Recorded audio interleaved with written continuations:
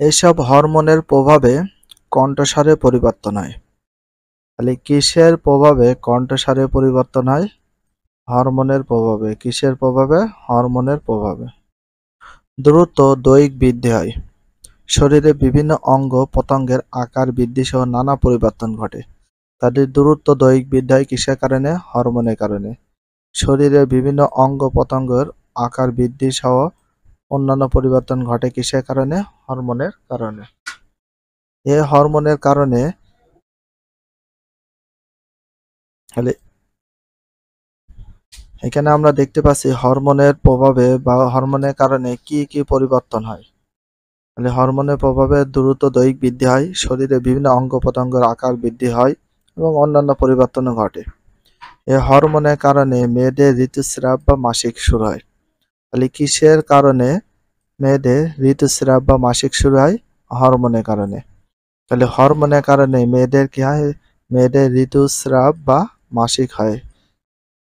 এগুলো very importance, অবশ্যই underline করে রাখবা। বয়স যখন 10 থেকে 17 বছর হয় সাধারণত তখনই মেয়েদের ঋতুস্রাব শুরু হয়। তাহলে মেয়েদের ঋতুস্রাব শুরু হয় কত বছর থেকে কত বছরের ভিতরে? 10 থেকে 17 বছরের ভিতরে। 10 থেকে 17 বছর ভিতরে তখন মেয়েদের ঋতুস্রাব শুরু হয়। তাহলে বয়স যখন 10 থেকে 17 বছর সাধারণত মেয়েদের তখন কি হয়? ঋতুস্রাব শুরু হয়। কি শুরু হয়? ঋতুস্রাব শুরু হয় মেয়েদের। এটা ভেরি ইম্পর্টেন্স, আন্ডারলাইন করে রাখো। নারীর সন্তান ধারণের সক্ষমতার লক্ষণ হলো নিয়মিত ঋতুস্রাব। নারীর সন্তান ধারণের সক্ষমতার লক্ষণ হলো নিয়মিত ঋতুস্রাব। নিয়মিত ঋতুস্রাব ভেরি ইম্পর্টেন্স। তাহলে নারীর সন্তান ধারণের সক্ষমতার লক্ষণ কি? নিয়মিত ঋতুস্রাব। ঋতুস্রাব শুরু হওয়ার সুস্বাস্থ্যের লক্ষণ। তাহলে সুস্বাস্থ্যের লক্ষণ বলা হয় কোনটা? ঋতুস্রাব শুরু হওয়া। তো ঋতুস্রাব শুরু হওয়া কিসের লক্ষণ? সুস্বাস্থ্যের লক্ষণ। এটা ভেরি ইম্পর্টেন্স, আন্ডারলাইন করে রাখবা।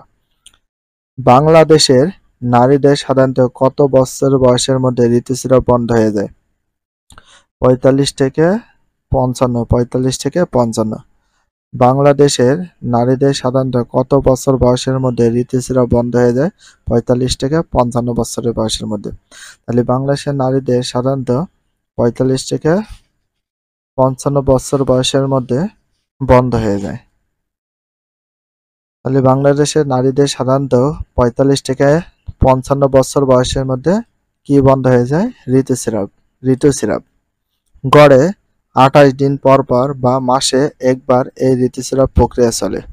তাহলে গড়ে 28 দিন পর পর বা মাসে একবার এই ঋতুস্রাব প্রক্রিয়া চলে। তাহলে ঋতুস্রাব প্রক্রিয়া চলে কতদিন পর পর? 28 দিন বা মাসে একবার। 28 দিন বা মাসে একবার। 28 দিন পর পর বা মাসে একবার। সাধারণত এটি 3 থেকে 7 দিন পর্যন্ত স্থায়ী থাকে। তাহলে ঋতুস্রাব সাধারণত কত দিন পর্যন্ত স্থায়ী থাকে? 3 থেকে 7 দিন পর্যন্ত স্থায়ী থাকে। তবে ব্যক্তি বিশেষ এই সময়কালে ব্যাপক বা ভিন্নতা থাকতে পারে, কম বেশি হতে পারে। এটা তেমন কোনো প্রবলেম নেই ব্যক্তি হিসাবে। দেখো, বয়ঃসন্ধিকালে শরীরে বিভিন্ন পরিবর্তনের জন্য যে হরমোন দায়ী তার নাম হলো টেস্টোস্টেরন। তাহলে বয়ঃসন্ধিকালে ছেলে মেয়েদের শরীরে বিভিন্ন পরিবর্তনের জন্য যে হরমোন দায়ী, তাহলে বয়ঃসন্ধিকালে ছেলেদের শরীরে বিভিন্ন পরিবর্তনের জন্য কি দায়ী? হরমোন দায়ী। কি হরমোন দায়ী? টেস্টো দেখো টেস্টোস্টেরন।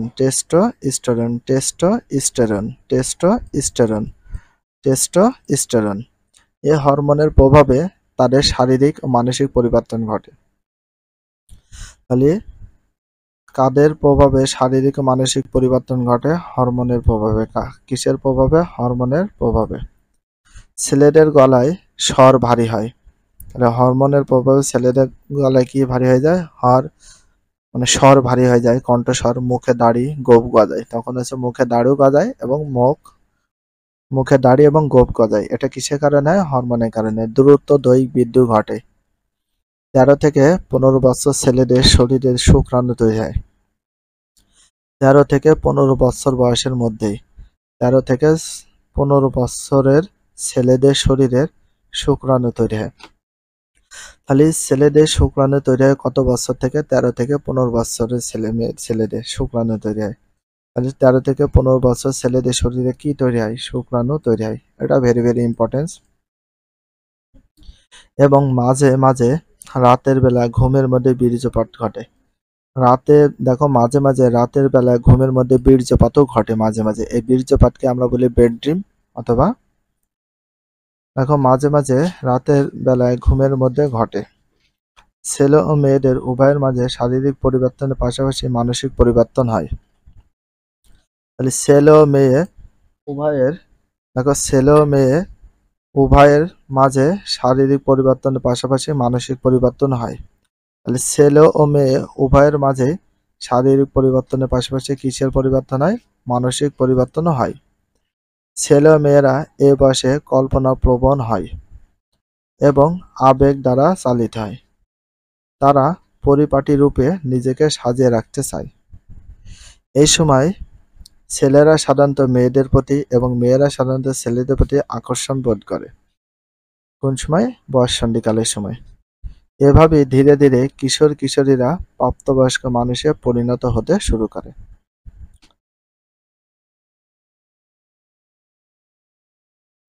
এখানে একটা দেখো একক কাজ আছে, আমরা এটা কমপ্লিট করব। দেখো কাজ, নিচে বিবৃতি সত্যটি হলে টিক চিহ্ন দাও, মিথ্যা হলে কুরাস চিহ্ন দাও। বিবৃতি, বয়ঃসন্ধিকালে পরিবর্তনগুলো, দেখো বয়ঃসন্ধিকালে পরিবর্তনগুলো ঘটে হরমোনের কারণে। হ্যাঁ, এটা সঠিক।